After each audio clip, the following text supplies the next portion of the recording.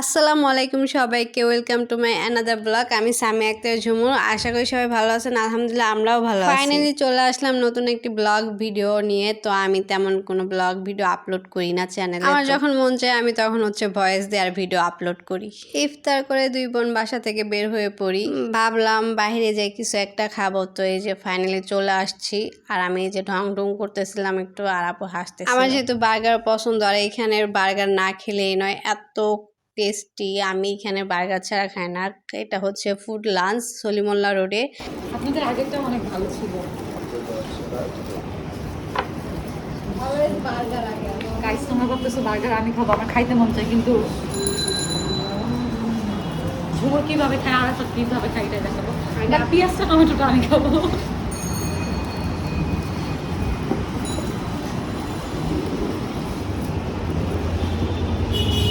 আমরা না এইখানকার এই গলিটা আমি শুধু ভুলে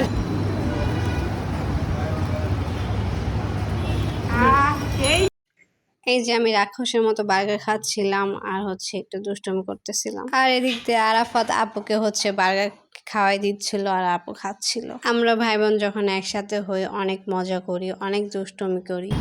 আমি লেটুস পাতা খাই। আর আছে তোদের 100 টাকার বিনিময় আরাফাত এই মশলাটা দিয়ে এই লেটুস পাতাটা খাবে। এটা ব্যাপার না, ও পুরো খাবে, দেন তারপর আমি চিকেন রাইস। আরাফাতকে আপু 100 টাকার চ্যালেঞ্জ দেয় লেটুস পাতাটা খাওয়ার জন্য। তো আরাফাত এই যে চিকেনটা আমাকে দিয়ে সে লেটুস পাতাটা স্পাইসি দিয়ে ভালোভাবে মেখে নিচ্ছিল। তো এই যে আরাফাত প্রিপারেশন নিচ্ছে লেটুস পাতা খাওয়ার জন্য।